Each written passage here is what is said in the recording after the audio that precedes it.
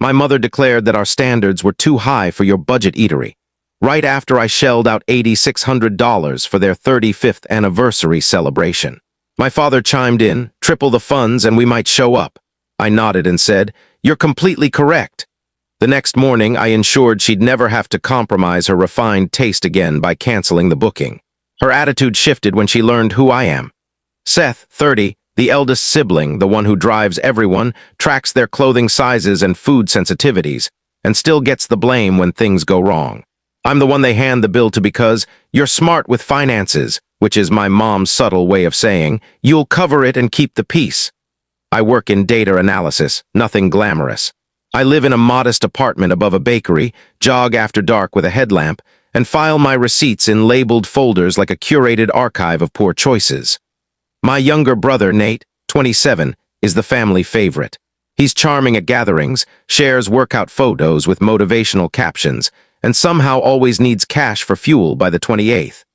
My parents adore him the way people admire their own idealized reflections, with loud certainty. Growing up, I saw them praise Nate for effort and nitpick me for success. When I earned a scholarship, Mom warned, "Don't get arrogant." When Nate failed a course, Dad said, "University is about self-discovery." When Dad scratched my car pulling out of the driveway, he told me I shouldn't have parked so poorly. When Nate dented his leased truck, everyone sent condolences. It wasn't cruelty, it was 1,000 small slights. I learned to say, "It's okay." I mastered arriving early, staying late, and smoothing things over. The one time I pushed back was when I refused to lend Nate money, just till Friday, and Mom said in that quiet, cutting tone, "We raised you to be kind." I heard the unspoken follow-up. "We raised you to be convenient." This spring, they announced plans for a grand 35th anniversary bash. "We deserve elegance," Mom texted. "Sophisticated, not showy," Dad added. Translation, extravagant on my dime. I told myself I'd manage it. Doing things well is my only real talent. I built spreadsheets, contacted venues, and calculated costs per person and beverage fees like I was brokering a treaty. I arranged a tasting at a charming downtown spot with warm wood, soft lights, and a chef who transforms simple produce into art. I envisioned a long table, gentle music, and real conversations. On the tasting day, I picked them up. Dad switched my car radio without asking. Mom fixed my shirt like I was late for a school photo. Nate hopped in the back, sporting sunglasses and a backward hat, saying, "You're the guy, bro," his code for wanting something. At the restaurant, the host welcomed us by name. We sat and plates arrived like small wonders. I watched Mom's face, hoping for joy. Instead, I got a head tilt. She sliced a scallop and sighed. "Seth, we're above this low-end place." I stared. "It's not low-end." "It's fine," she said, "but this is an anniversary, not a lunch break." Dad didn't look up from the menu. "Triple the funds and we might show up." Nate chuckled and grabbed more bread. "Truth," he said. I swallowed, tried to lighten the mood. "So if I make it 10 times the cost, do I get a high five?" No one smiled. My instinct was to fix it fast, to erase the tension like always. But this time I didn't. I sat, letting the quiet weigh on us until my heartbeat steadied. "You're completely correct," I said at last. Mom smiled, thinking she'd shaped my response. The host returned to discuss desserts. Mom gave her the warm charm she reserves for outsiders. I saw the shift, public sweetness, private demands, and the familiar ache from childhood stirred, stepping closer. I didn't argue or explain budgets, deposits, or the effort to secure this chef's schedule. I let the evening end. I drove them home. Mom patted my face in the driveway as if I'd learned my place. Back in my apartment, the silence felt denser than usual. I stacked the tasting notes on my counter, straightened the edges, and pictured Mom's expression when she said, "We're above this." Then I imagined what would happen if I took her words seriously and acted on them. I brushed my teeth, set my alarm, and slept dreamlessly. In the morning, a new version of me brewed coffee and made a call. This didn't begin with restaurants. It started with birthday parties where Nate's cake had fireworks and mine had a dud candle. It started with my science fair award being nice, and Nate's brief stint on the junior varsity bench being dedication. It started with my grocery store job being dependable and Nate's gym gig being connections. Same results, different narratives. They taught me early what my place was. If a bill sat on the table with silence around it, I broke the silence. If the Wi-Fi failed, I fixed it. If fine print needed reading, I was the reader. By 22, I'd paid for 2 of Nate's online courses because his financial aid glitched. At 24, I covered a tow truck because his card failed. At 26, I co-signed his lease and ate late fees like medicine. Each time, promises followed. Friday, bro. Next week for sure. I'll send it tonight. Once he sent a burger emoji. It wasn't amusing. Mom called it family duty. We share, she'd say, meaning I give. Dad called it honor. A man takes care of his own, which meant I took care of everyone's. The math was clear. Their words blurred it.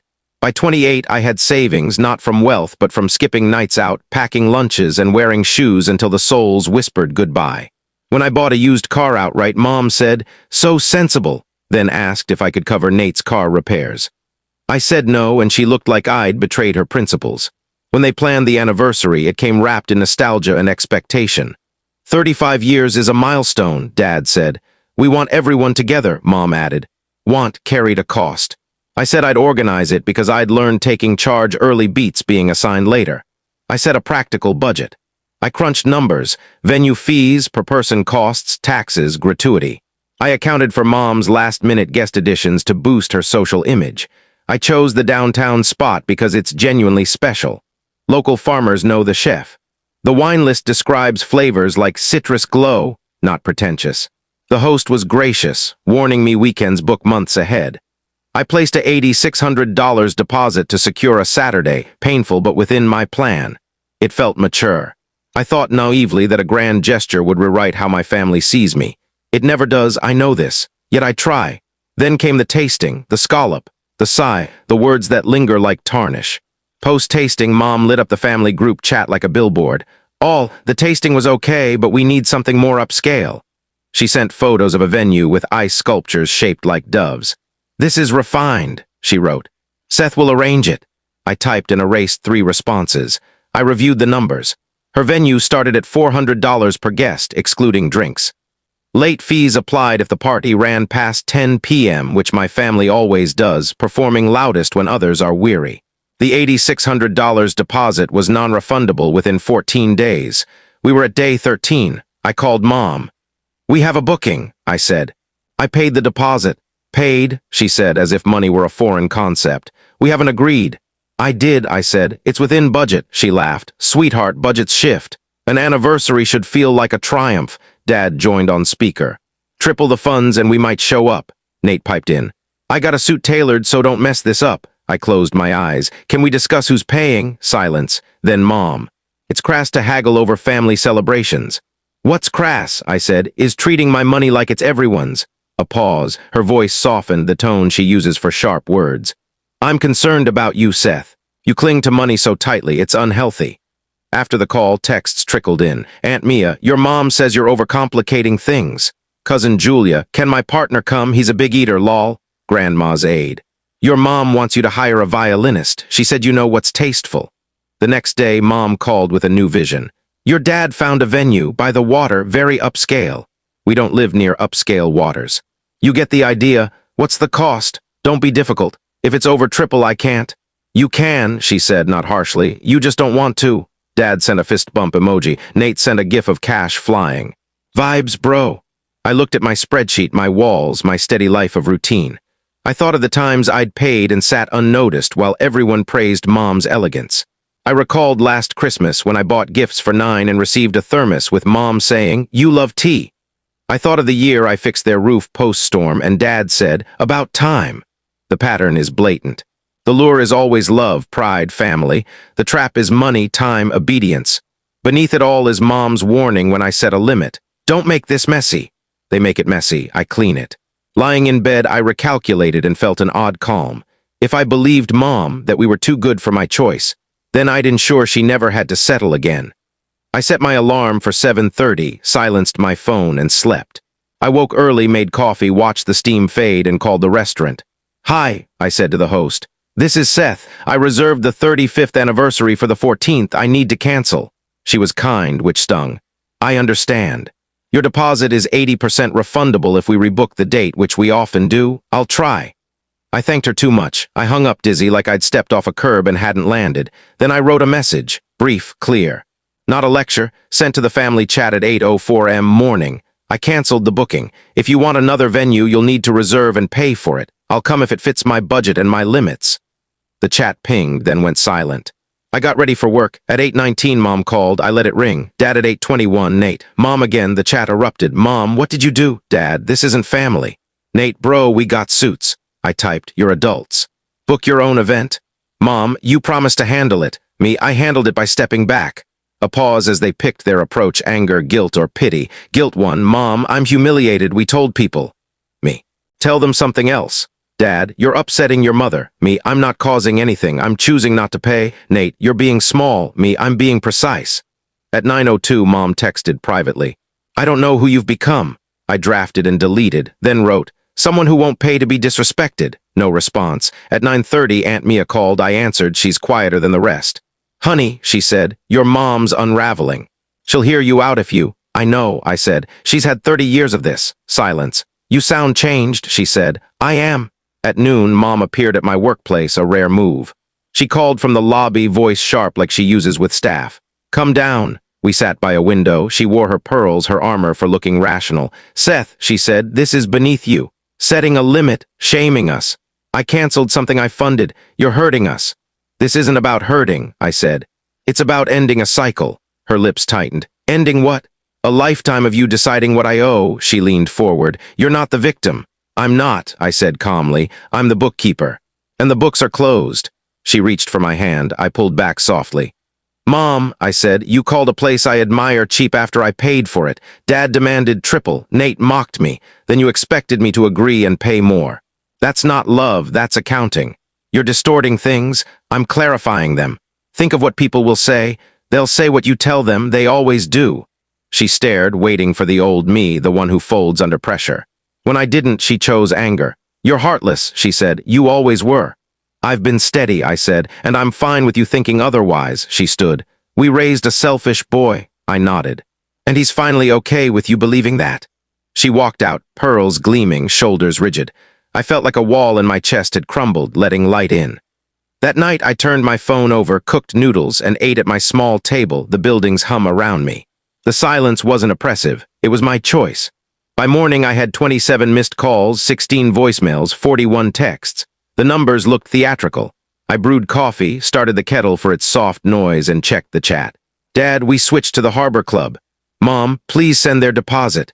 Nate, they need $12,000 by Friday. I laughed, alone in my kitchen like I'd read a clever quip. Me, no. Mom, this is spite. Me, it's a boundary. Mom, family is all. Me, family isn't a bank account. Dad called. I let it ring. His voicemail. You think you're above us. Money's ruined you. I saved it and moved on. At lunch, the restaurant host emailed. Good news, we filled your date. Expect $68-80 back in 3 to 5 days. Relief washed over me. Thank you. After work, I jogged by the river, sky hinting at rain but holding back. At home, 2 emails waited. First, from the Harbor Club, per your mother's request, see the contract. I replied, I'm not paying, remove my email. Second, from Nate, bro, they're losing it, just cover it. I'll handle drinks. I wrote, you're offering to pay for what you'll drink. He replied, harsh, me honest. Aunt Mia called again. They won't bend, she said. Can you do half or the flowers? So it doesn't look like she failed. Failed at what? I asked. Pulling it off, she said quietly. Maybe they can't, I said, and maybe that's fine. Your mom doesn't do fine, she said. I know. The week before their date, Mom launched a PR campaign. Relatives, neighbors, the church lady who hoards potluck recipes got the story of me abandoning them before a sacred milestone. Screenshots came unasked. Is this true? Why would you hurt them? I didn't answer. Replying fuels their courtroom where they're judge and jury. On Thursday, Nate called from a new number. I answered. Dude, he said, this is wild. They booked the Harbor Club, then Dad freaked at the cost. He cut the drink options. Mom sobbed. The planner quit. Can you just... No, I said. I'm stuck. You live stuck. You're loving this. I'm not, I said. I'm not loving it, but I'm not fixing it. You've always thought you're superior. I've thought I'm responsible for myself, he sighed. They'll never let this go. They never let anything go, he hung up. Friday, Mom sent a photo of linen napkins. We trimmed where we could, she wrote. I didn't reply.